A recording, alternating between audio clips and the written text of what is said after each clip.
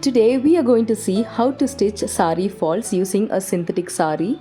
So let's get started. Hello friends, welcome to Shalu's Artistry. Stitching falls for your saree is quite simple.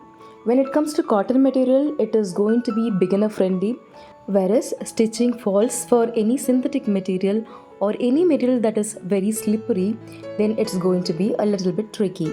This is the pallu portion. Let's open it. Beneath it you can see another portion. This is the end of the saree. First let us stitch this portion, and while stitching this portion itself you will be able to see how difficult it is. The reason being, it is not stiff, and then one portion of the saree is quite heavier than the other portion. That is also another reason why it's difficult to stitch.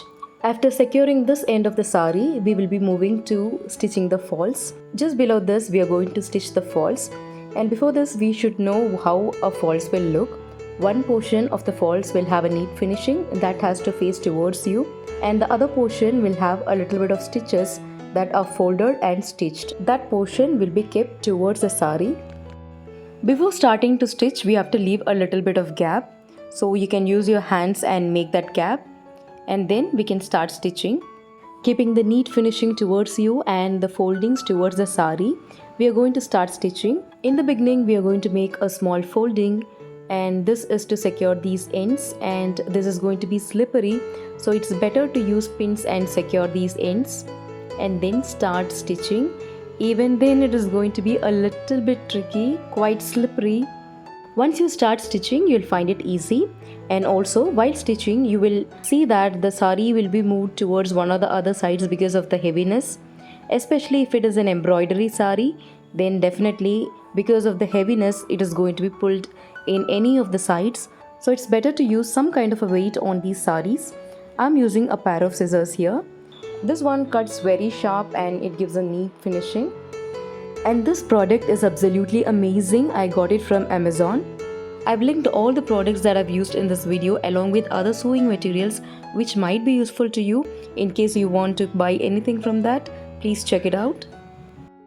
As you progress in your stitching, make sure the line is straight and be a little slow in stitching. Do not go very fast and do not try to finish everything at a stretch. In the end, make a folding and then finish the stitching here. Cut the needle and come back to the beginning place. This saree tends to slip away, so it is better to secure all the ends using pins and only then start stitching.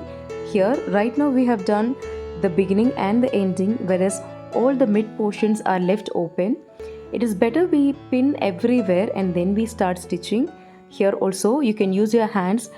Do a gesture of ironing. When you do that you will know whether there is any shrunken portion below the saree. So we will just make sure that the saree and the falls both lie on the same line and there is no shrinking here and there. And once you are confident about that, let us start stitching it. We'll begin with the side portion exactly where we started stitching. This is where we started stitching earlier, so we are going to start from the same portion. We'll remove the pins here and there slowly, gradually, and move forward. Once this line is over, we will turn it aside. Now from this end to the other end, we are going to make a straight line. And this portion especially has to be a little bit slow. If you try to do it a little faster, there is a possibility that you might pull any portion of the cloth and there might be lapses here and there. We have to make sure that both the lining and the cloth are lying on the same line and it is perfectly straight. So this also has come to an end. Coming to this end, we are going to turn it again and then make a line in this area and finish it off.